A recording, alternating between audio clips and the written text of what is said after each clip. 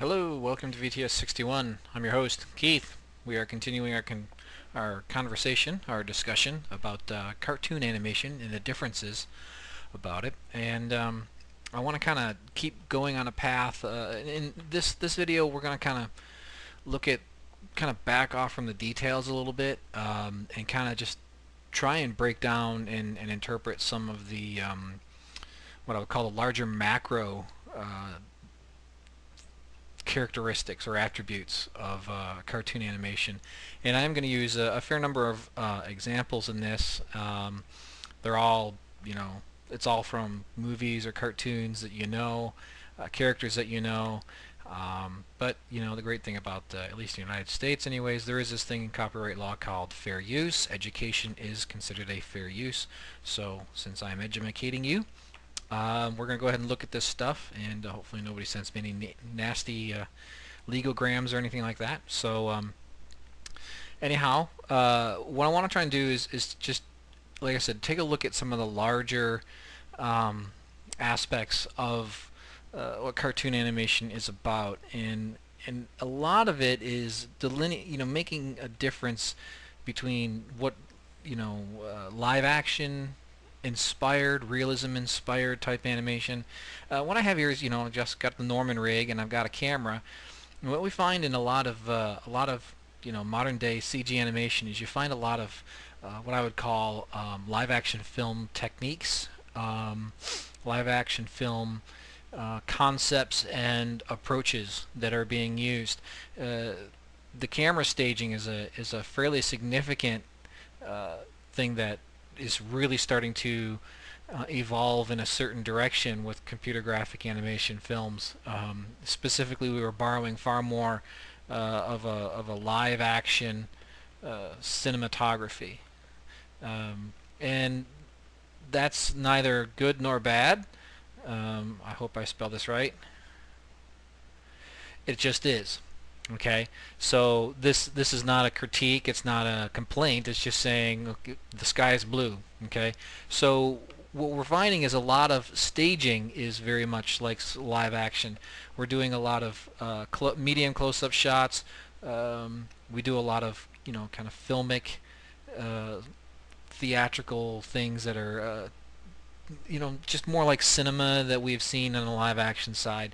A lot of editing choices are very much like live action movies. The cutting choices, because CG animation is much better at details and fine control, as we've gotten better through the years at things like controlling the faces with finer and finer levels of control. We find that we can get closer in on these characters, on these puppets, and the performance kind of holds up. Okay, in the hands of a good animator who can really pay attention to the details, we can really get in this close, and it can still stay alive. I've actually animated a number of shots this close for film and for other things that are at that film level, and it's very difficult to pull this off with hand-drawn animation because the line is only offers us so much detail. We can do things with shading, we can do things with shadow masks and airbrushing and stuff, but it's really labor intensive, and it just doesn't have the same ability to carry detail. And when you get in really close like this, it really comes down to detail. The little things about how the eye moves, the little things about what's happening in the flesh around the eyes. That's very difficult to pull off with a pencil. Little things that happen with the line around the mouth. Because we have shading in CG animation, we've got a lot of potential to just do a tiny little tweak, and we can see it show up just in the shading, where in hand-drawn animation that's usually a solid color. And it's difficult to get those details to sit down on the face and not feel like they're swimming around. So in general, what you're going to find is with cartoon animation is the staging is generally going to be much broader. In fact, most classic cartoon animation, this is your staging. The whole character on screen at the same time. And in fact, a lot of times it's even considerably smaller relative to the screen size. So you got that character, you may have another one right here. So right away you see that the design requirements of what a character looks like in cartoon animation really need to be pushed quite a bit in order for things to work. I mean, this is not a realistic character. I mean, Norman Rig is not realistic. It's not what proportionally, it's pushed. Okay, nobody's going to confuse this for a real person. However, you squint your eyes and it's more real-ish. Okay, the proportions. He's about let's see, how many heads high is he? One, two,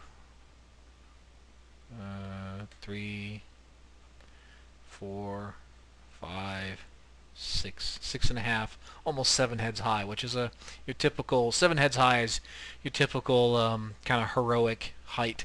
6 to 7 is in that realish range as far as proportion goes. His hands are a little bit bigger, his feet are a little bit bigger, his shoulders versus his hips are a little bit more accentuated. So again, he's cartoony to a certain degree, but not a very strong one. This is probably falls more into the realm. I mean, forgiving all the segmentation in his body, um, he's more what you would call stylized, which is different than I think full-on cartoon. Okay, stylized is taking something and not really changing its core nature, but kind of tweaking and pushing things a little bit here and there. And really, most CG animation, I think, falls into the realm of this stylized animation. The character designs, the way that characters move, the shading, the lighting. We've talked quite a bit about this in previous videos. Cartoon requires, because of the staging elements, requires a different level of character design, and it's something you can't really um, forget too much. Let me take a look at a couple of things here. Um, Here's one. It's a really nice from I forget what short film this is. It might have been a Mickey's Christmas. Really fantastic. But if you take a look at his design, he is on a completely different level. I mean, his head is pretty much that big. He is 3 heads tall at the most, maybe 2.5 only. Okay, that's a pretty big adjustment. That's not stylized. That's a totally different universe, and it's something to keep in mind. But you notice, look, you got this whole screen area here, and he takes up in a grand, I mean a fairly significant broad silhouette. He only takes up that little bit of it. You stop and think about that. That's pretty significant. That's like putting him right there. And it's the same. That's roughly the same space. Well, if we go ahead and put this guy into a pose, well, his silly legs are in FK, so that's that's not gonna work. Okay, now that we've got his legs in IK, another thing you don't have to worry about when you're drawing. I mean, just taking a look at Mickey Tree Chop. That's pretty cool. I'm going to put this over to the side here so I can kind of copy off of it, and really, you'll see where the the styling and the design of the characters really starts to play a fairly significant role in how things are interpreted. Um, it's really difficult actually to even do something even moderately indicative of what's happening in this scene with Mickey, with a character whose basic proportions are so much based on realism. Okay, it's really quite difficult overall. I don't know why I'm doing that. I want to maintain my camera position. Come over here and get my other one.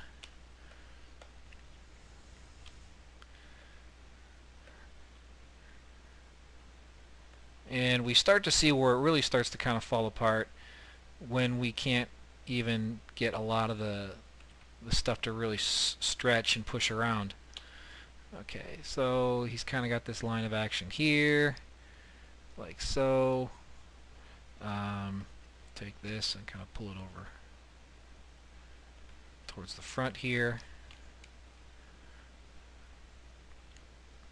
take this and pull it like so, and you start to see that this is, when we're dealing in a realm that is far more based off of realism, it's not very forgiving in a lot of ways.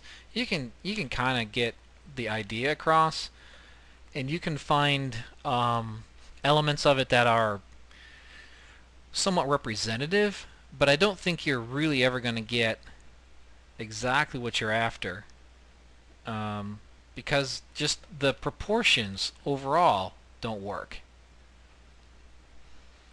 So there he is on screen. It just doesn't have the same life, because the character. Well, one, you're asking something that the character design is just not built to handle, um, and that's, take and dial this back a little bit here, maybe shrink it so you can see it a little bit better. I mean, it's kind of not fair. You know what I mean? It's not fair to ask this kind of a rig to do that kind of a pose in a lot of ways. You can, but I think there's a certain point where you're hitting a wall, and it's like not really even worth the bother in a lot of ways. There are ways you can go ahead and push things, though, and get good silhouettes and good poses, but you have to understand which medium you're working in. And this right here works because the whole thing is stylized, and the simplicity and the color palette and the line drawing and stuff is all really quite fantastic in a lot of ways. But it's also very simple and very not even stylized. It is a completely different universe. Stuff over here, this is in a realm that, when you start putting in lights and shadows and textures and the models and all the geometric cohesion that you get with CG, it starts to naturally lean in a different direction. So that's really, you need to take a look at it and understand, if I'm going to do cartoon animation, you really need to kind of back away and say, okay, I need to think very differently about how I build my characters, about how I build my world, about how I'm going to use color, how I'm going to even use shading. Here in this, if we analyze it some more, there's some hints of shading here, a little bit here on the snow, and a little bit here in the tree, tiny little bits. There's a kind of a shadow there, but on the character you'll notice there's not a hint of shading at all, not a lick. It is all solid colors. You don't get that in CG. I mean, not unless you force it. And what else you get here is you get very fluid, very malleable shapes. In CG you get rigid shapes, which you can get more flex out of them. We're getting better at that with our rigs, with some of our capabilities, but it's still not very. It's not easy to work with, certainly, and it's also not particularly rewarding in a lot of ways. There are some exceptions, and we'll take a look at them. But this is speaking another language completely, and it's almost like we're trying to force ourselves to speak that language over here, but our tongues can't they just don't have the ability to do it. It's like these guys are speaking maybe some African language where they click and roll their tongue against something or other, and we just in Western cultures like can't do that. All right, so a lot of times what I get is I get people who will send me emails saying, hey, check out this character, tell me how I can do it in a cartoony sort of way, and they're trying to do cartoon animation with a Norman type rig, or what they'll do is they'll take a character who is styled very much along this line, and they'll make their head just a little bit bigger, and they'll make the hands just a little bit bigger, and they'll make the feet just a little bit bigger, but everything else is kind of the same. And it's like, well, you're kind of getting there, but you're still not really all the way over there. Silhouette is really important. You try and recreate this silhouette that you see on Mickey Mouse over here. You try and recreate that in most CG rigs, and it looks pretty ridiculous. I think is the best way to put it. I mean, I didn't really spend a lot of time trying to make this look perfect. I could spend more time on it. It is a definitely diminishing returns. There's just I can get this going pretty well in some respects, and I can get cleaner lines than I've got right here. This is a junky pose to a certain degree, but it's a style of animation that's just, this is not the best way to do it. Okay, so you take a look at something like this, and you're like, oh, silhouettes are really, really strong here.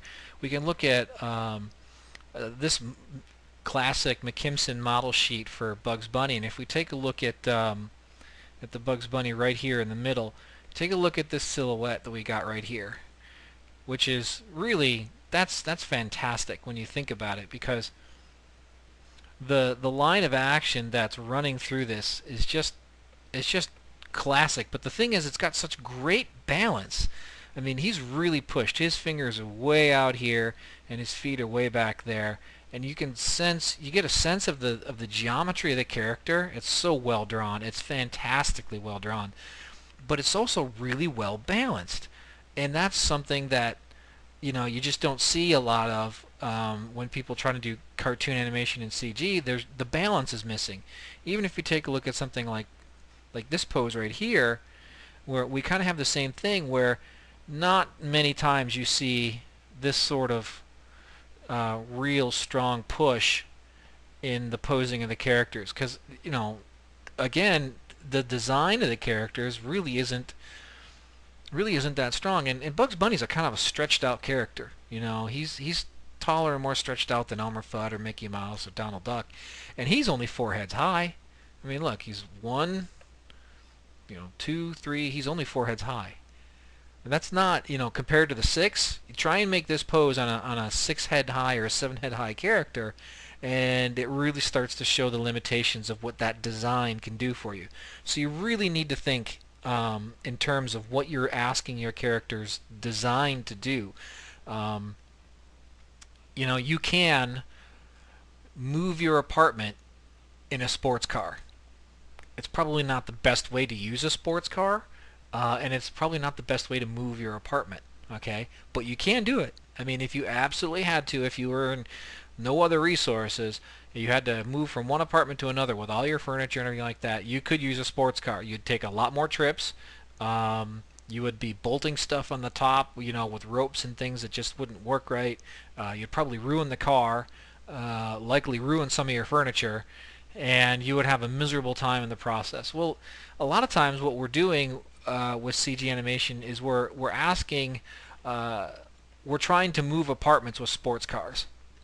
You know, we're asking something that's built a certain way to behave a way for which it's not really well built, and I think it's important for us to kind of keep that in mind. So silhouettes are really a big part of it. You have to kind of back out and ask yourself some really big questions. Again, we're not going to get into a lot of details here so much as just ask these questions. Okay, what kind of silhouettes am I going to need? If I'm going to do really classic cartoon animation, I need to be willing to push these silhouettes and really push these poses, and practically, you know, just to be honest with you, pretty absurd ways. I mean, these are absurd poses that um, if you put them on any character, even this one right here, is simple, just standing looking forward with his legs crossed and his arms on his hips and stuff like that, and his face looking straight dead on, is kind of absurd. It's over the top. It's flamboyant, and, you know, here looking at something with his hands up and being all surprised, uh, you would, if you put that on, say, Linguini from Ratatouille, it's just not gonna, it won't work. You're gonna get sent back. You know, if you brought that to dailies, they'd be like, what are you doing? What are you trying to accomplish here?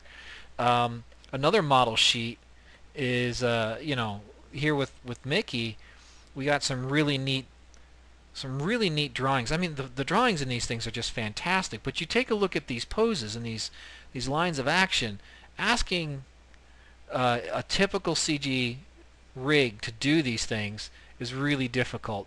Trust me, I've animated Mickey in CG, and it's really, it bends your mind to have to take the rig and ask it to do these things. And to a certain degree, you can be successful with it, but just the shading and the weight of the shadow and the subtlety of everything, it's very unforgiving if you don't nail it just right. And you take a look at, you know, some of these other poses up here. They're fantastic looking poses. They're great, fantastic drawings. But these silhouettes and these poses are really pushed Um, try and find one here that's got some more, like this right here, to look up. You know, here he's got his hands out like this. He's got his butt way back here, and he's got his hands down. And he's got his head turned way up, looking up with his nose. Um, that's really quite a pose. You take a look at this one down here, where he's kind of whispering. He's leaned way over. His head's down near his waist. His legs are bent, and he's whispering to something there. This is a very kind of vaudeville sort of hands on the head sort of thing. You know, we could say, well, you know, animation performances have really evolved. We don't need to be this simplistic. Well, if you're going to do cartoon animation, it's not that one is better than the other. It's just that if you're going to do a style, you got to know what you're going to do. You have to learn to understand the whole language. You do, if you're going to go to another culture, and having experienced this, I understand. If you're going to go live in another culture and you're going to interact with that culture and you want to uh, communicate with people on a level that they understand, you can't mix your language and their language together. You can't do that. People don't understand. So you can't start a sentence in one language, shift to another language in the middle of the sentence, and then come back to their language and then come back to your native language and bounce back and forth between languages while you're talking if that other person doesn't know your language. Even if they do know it, it's very difficult for them to keep up unless they're extremely fluent in it. So in some ways, what we're asking our CG rigs to do is, you know, we're trying to make the poses be as pushed as this kind of a pose right here, and we're trying to make the motion fluid and really pay attention to arcs and things like that. And we're trying to do things like smear frames, but the rest of the language of the image is not speaking the cartoon language, and it's very confusing and disconcerting. Um, Kind of going back, like this right here, this take is just fantastic. It's a great discussion. I mean, these are some great notes. It's a great discussion of going from your kind of classic normal Mickey and then really stretching and distorting him out for this take and then having him be in the air.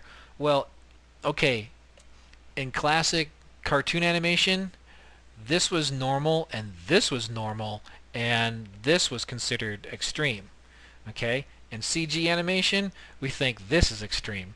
That was a bad color. Let me choose the black. We think this is extreme because the pose is so over the top, you know. We think this is extreme because he's in the air, you know. Forget this. Or another thing we're doing is we say, okay, well, I'm going to take my Norman rig type characters, my, you know, 7 heads high, you know, realism styled characters, and I'm going to go ahead and on occasion stretch them like this, and it's like, whoa, where'd that come from? If you're going to really stretch things out, you have to kind of understand what your design is doing for you. I think there are some examples where we have been somewhat successful with it. If we take a look at Blue Sky's work, they did pretty good with Horton Hears a Who, and this is a good example of CG that is not apologetic about being CG, but also really embraces a lot of the cartoon aspects of things. And I think that Blue Sky was very successful with this film in capturing this style of animation. Not my cup of tea as a film or as a story, because Jim Carrey is really starting to wear on me, and I think it just felt like it was overdone in a lot of ways. That's just my critique of the storytelling. But the animation in it was very fun to watch, because you have these very nice, beautiful fluid lines. You take a look at this, you know, this staging, the silhouettes, the posing. This is definitely much more reminiscent of your cartoon classic stuff than what you have in say something like Shrek. Okay, Shrek has, you know, some really nice motion in it, but it's a totally different style of beast. This right here, we are dealing with some shading elements. I mean, we have the shadows right here. We do have some shading in the fur and stuff. But you notice it's lit quite a bit more flat than your typical CG film. You'll also notice that if you take a look at the colors of the grass and the trees, there's not a lot of detail back there. They're taking that detail and they're pushing it back. There's not a ton of texture on this stuff back here. You got some ambient occlusion passes, you got some nice shadows, some nice shading, but in general, you're dealing with kind of a solid color, solid color, solid color, solid color, solid color, solid color, solid color, solid color, solid color, solid color, solid color, solid color. Some hints at shading here. This is much closer to that Mickey image as far as the realm of the details. So that's another thing you have to keep in mind. I know that this is, an animation training kind of deal, and you may not be interested in shading and all these other things, but you can't ignore it. You just can't ignore it. So if you're going to go into cartoon animation, you can't speak a different language than the rest of the image is speaking, and that's really goes back to what I've called harmony, visual harmony in what's going on. It has to be coherent. It has to have integrity within itself. But this is a good example of CG that gets it right as far as visually working and all that stuff. I think it's fantastically well done. Another example of stuff that's done well posing wise. This one with open season, the details were a little they're a little bit more detailed and textured than the Horton stuff, but I still think it's fairly well done because it's definitely cartoon in its proportions, it's cartoon in its size, it's cartoon in its approach. But you'll notice that the trees in a distance, there's quite a bit of texture, quite a bit of detail in those trees. They don't really get pushed back to solid colors quite like the Horton picture. You'll also notice that the grass is very specific and there's blades of grass there. You'll also see that the fur has a bit more definition to it as far as the individual clumps of hair. In those realms, and the shading in the character, though, you'll see that the shading is pushed back rather flat. There's not a strong sense of really strong shading and self-shadowing on the character. And if anything, in the realm of lighting, Open Season was a flatter film from the lighting standpoint. So they kind of traded one realm of detail for another, whereas Horton used ambient occlusion, a lot of self-shadowing, and these contact shadows to kind of bring you some detail and subtle, hints of depth and things like that. But they really push back the texture and the detail in the solid colors, because that's what you have here. Is you have these fields of solid color, but in the solid color there's quite a bit of detail. You're looking at this tree, there's a lot of detail here. You're looking at this patch of color over here, and I don't know, my picture may be in the way. There's a lot of detail in that. There's a lot of detail in here. Here's something of color, but because of the shading from the lighting and stuff, there's a lot of detail in here. Well, they traded lighting detail in a lot of ways for specific geometry or specific element detail, like in the fur. They're striking they're keeping that balance, but they're kind of trading a little of this for a little of that. But this is another film. In a lot of ways, the motion is really nicely done. This is definitely more of a cartoon type pose with its silhouettes, holding the character out here. Just all the lines of action working out here. It's really nicely done, and there's a lot of examples in the Open Season film where the animators really captured this really strong sense of cartoon sensibility, and it is not grounded as much in realism as your typical Pixar work would be, or a film like Shrek would be, or Over the Hedge or B movie, or I'm just kind of picking movies that we've done recently.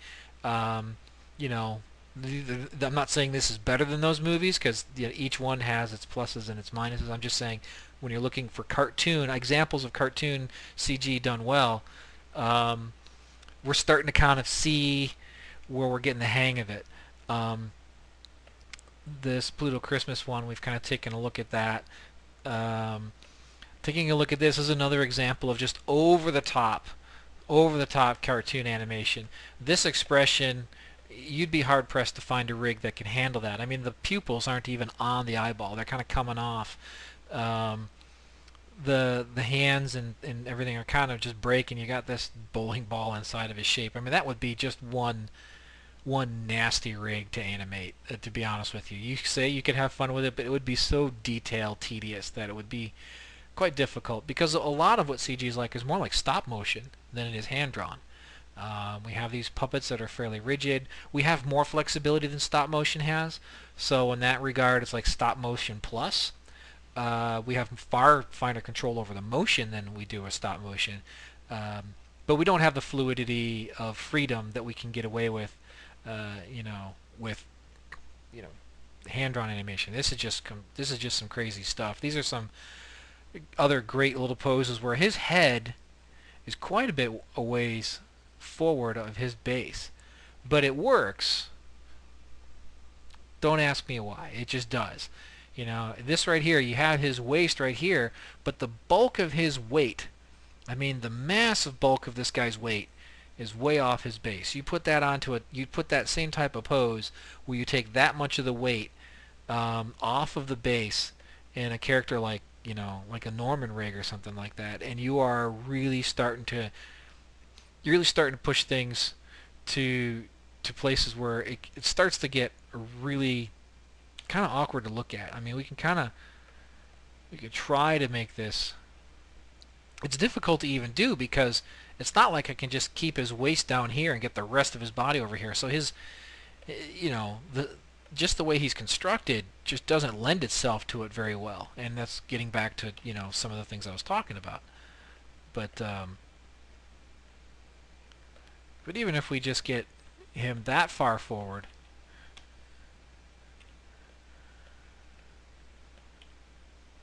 and where is his? Okay, get back here. Take you, bring you down here. Oops, wrong one. This is the one we want. They all look the same, don't they? You have some mercy for an old man who can't see, right? But you can get, if you just took him this far off of his base, or if you took that much of his weight relative to everything else, and you put it this far, oops, I don't want that, and you took it way off there, he feels like he's going to fall over, and I would give you notes like, okay, his balance is off. His balance is really off there, and there's some, there's some things you need to do to kind of fix that. So it's just not cooperating. Aside from my unfamiliarity with the rig in a lot of ways, just asking this rig to be that kind of thing. I mean, you could do it, but it just doesn't have the same punch. I mean, not even close. And that's about as far as I'd be willing to push that. Maybe you can get a little bit more. Maybe.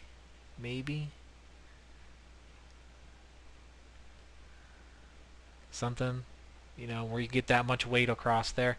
Again, it's a really cruddy pose. I'm just whipping these poses together really fast. It's like sketch doodling, but with a puppet. But you can see it's not the same thing, and it's just the way things are. Here's another Tex Avery example. Tex Avery is great at this sort of stuff, where this kind of a pose in a CG puppet is just. And most of the stuff we're doing these days, I mean, it's a great drawing, but most of the stuff we're doing these days, you go into dailies with something like this, the style just isn't going to work. If you do this kind of animation with, even Shrek, if you took the Shrek puppet and tried to do this type of animation with it, you'd be like, your animation supervisor would look at you like, what is this about? Even if you did this with The Incredibles, which is kind of pushing things quite a bit in our understanding what CG's like, it's just not the same. It's not the same universe. So again, it's a matter of understanding what the language is that you're trying to speak creatively. Here's another. I chose this one because it's an interesting little window into what CG is like. In a lot of ways, our CG stuff is like this right here. Fairly rigid, fairly stiff. We have our controllers. I mean, we rig them this way, straight up and down, and the arms are the same. But the shapes and the forms are very solid. There's not a lot of differentiation between them. This is very solid in its drawing. I mean, I will not lie to you. It's well drawn with a sense of solidity, but it's as you can see right here, they call it wooden. It is wooden because it's just stiff. It's straight up and down.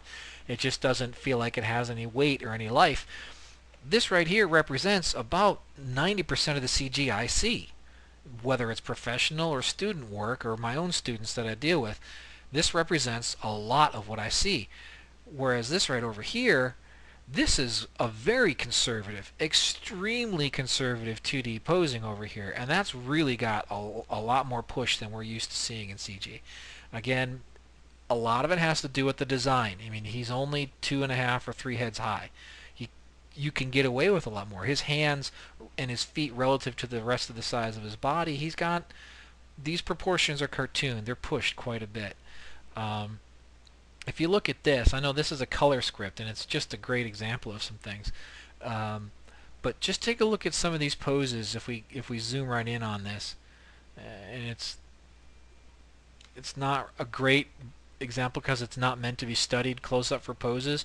But if you take a look at this run right here, hopefully you can see that. It's really pixelated because, again, this is just meant to just take a look at the color use throughout the film. That's a great running pose. Again, we don't run like that in CG animation typically. If you take a look at this pose where he's just standing looking up, this is that thing where his balance, he's got really strong line of action. He feels almost, if he were a typical CG rig, he'd feel off balance. But here he feels balance. But this is the pose right here that you'd be like, what the heck?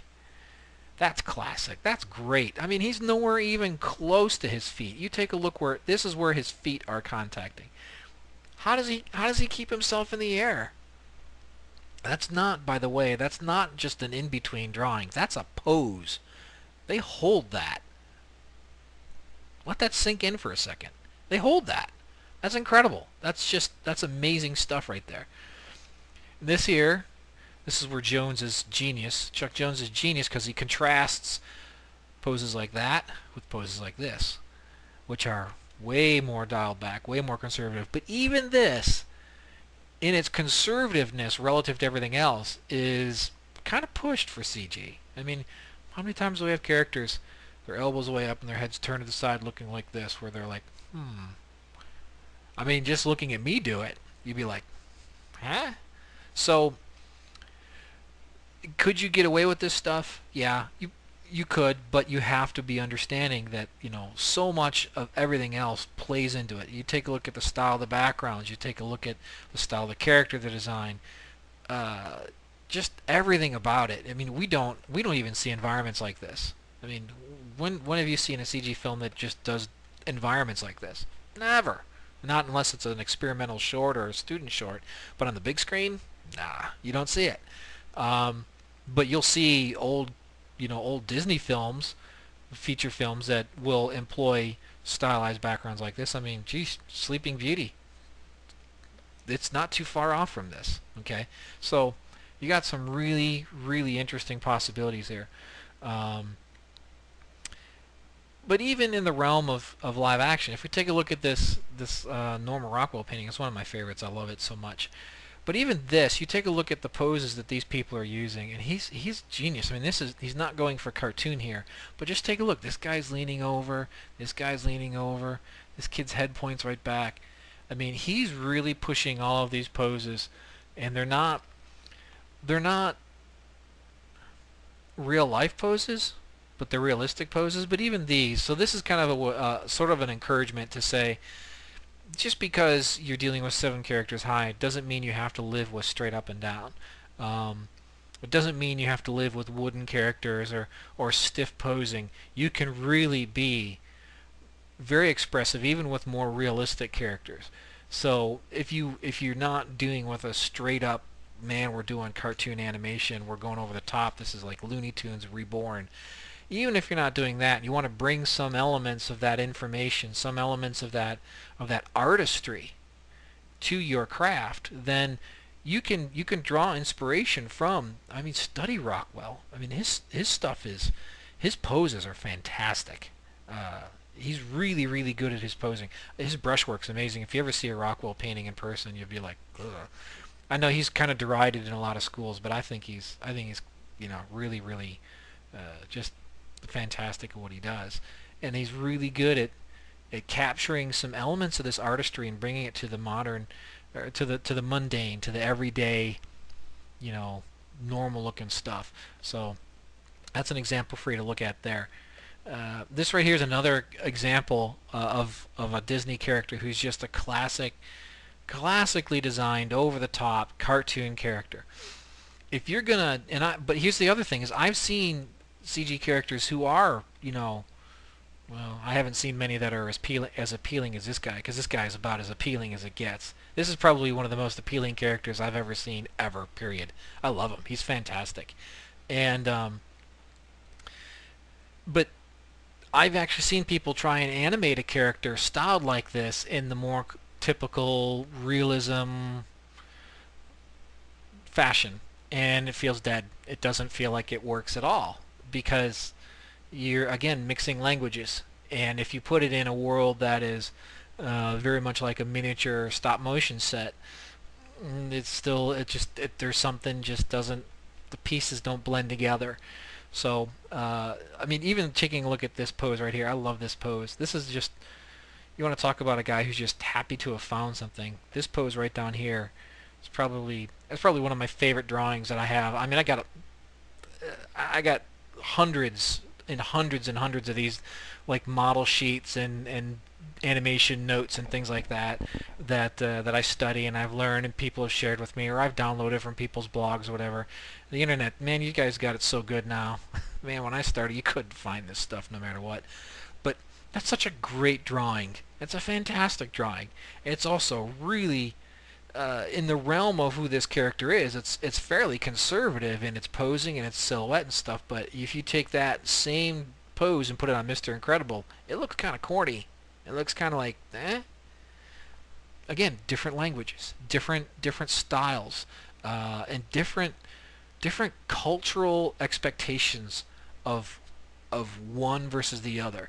So if there's one salient point in this video that I'm trying to get across in this kind of larger conversation, it's kind of, let's step back from the details. If you're gonna make the, you know, cartoon animation as an animator or as an animation filmmaker, if you're gonna make a short film or something like that, if you're gonna go cartoony, go for broke, go all out. Don't go by half measures. Don't like try and just do cartoony flavors on top of a more typical CG approach. It's never gonna really capture. If you're gonna go all out and sell out, so that such a crazy goofy looking pose as this actually feels conservative, because it's compared and contrasted against really fun stuff like this pose right here, which is, you know, I love this one as well. How many CG characters do you see look at something like that? I mean, never, never, never. We just don't do it. We should, if we are in this style. If you are making Shrek and you have Shrek look at something like that, it might come off kind of corny, okay? Because it's a different language altogether. And I guess that's the thing I keep trying to get at is, cartoon is not just a style. Cartoon is a language. It's a totally different visual language, and you have to understand that. Look at it like that. You don't walk into Paris and start speaking Turkish and expect anybody to get what you're talking about. Okay? Look at a few more of these. There's more Tom and Jerry, more classic stuff. This one right here. You know, this is a model sheet for Tom and Jerry. These poses are all really pushed, but they're all typical Tom and Jerry poses. Like, look at that. That's a really strong, fantastic pose right there, where he's leaning back, looking up, being happy. That's really kind of over the top. These runs right here, those are great runs. Even just stepping over something like he's got up here, where he's going to kind of step over something with his arms like this and everything. That's really over the top kind of posing for your typical, you know, full-on computer graphic animation film. This one right here is really kind of interesting. I like what Madagascar was trying to do, and I find it kind of ironic, but it really, this one image sort of points up I don't even know where I got this, to be perfectly honest with you, but I just found it somewhere. Um, this really points up a lot of what I'm kind of talking about. If you take a look at this pose, this is a fantastic, wonderful pose. And there are moments in Madagascar where you get a flavor of this, but I don't know that you ever really nail it. We do see this one a few times, but even then, it's not pushed quite as far as this. Uh, Probably about as crazy as we've seen in the film would be like these two right here. Those represent some pretty big poses. And I find it ironic that they show you this page of all these beautiful, really expressive, fun drawings of Alex, and then for the CG version they give you this, which he's just straight up and down. He looks it's real stiff. Um, it's just a really poor choice by the image person. It may have fit the animation because in this instance Gloria is probably the bigger cell in the scene. You got to take everything in context, and I'm not trying to pick on the guy who animated this because that's what the scene probably called for, but the person who put this sheet together, it's kind of funny to me that you have all these really fantastic expressive drawings of what a cartoon looks like, and this is what we do in CG with it. Face palm, eh. Okay, and Madagascar is a film that is kind of one of those. It was partially successful in a lot of ways, and some ways it just didn't quite work. And it's not just Alex either. You take a look at what we're doing uh, with the Marty character. I mean, it's really hard to make a horse into a biped and have it look any good. With that gut and everything like that. I mean, here you see that the artist really cheats it with these, angled lines, and they really hide things when he gets down on the ground. But here he's just kind of got that big belly kind of hanging out there.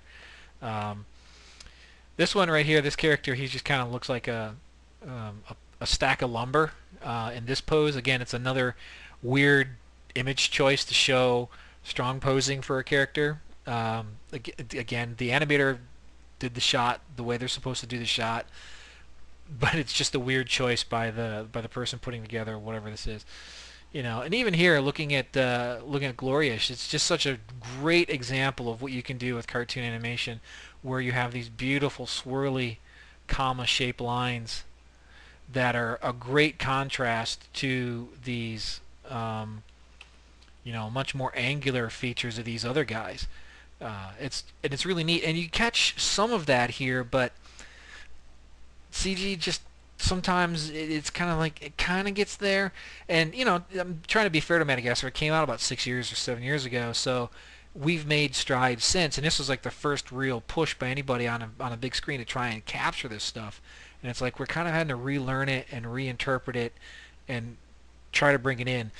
As a film, lighting wise, Madagascar is not as flat as Horton. So it's got it's got more shading involved in it. It's got a lot of texture inside of these larger columns of shape. These larger shape volumes right here. They have a lot of detail inside them. They're not just patches of color. You see it more on the lion here, but even here his legs kind of getting lost down here. A lot of detail in the world around it. It's pushed a little bit. The lines are not parallel, which is cool. There's some really neat stuff they were doing with the film. I love the production design of it. I really think that the production design of the film is really fun. But as a embracing the full language of cartoon, kinda. It's there. It's kind of trying. It kind of gets its arms most of the way around it, but it doesn't feel like it really grabbed a hold of it. And again, not to be unfair to the film, it was really a lot of fun to watch. I was looking forward to it when it came out. It holds up really well. The penguins are hysterical. As a film overall aesthetic, it embraces cartoons very well, but visually, it's kind of like it is.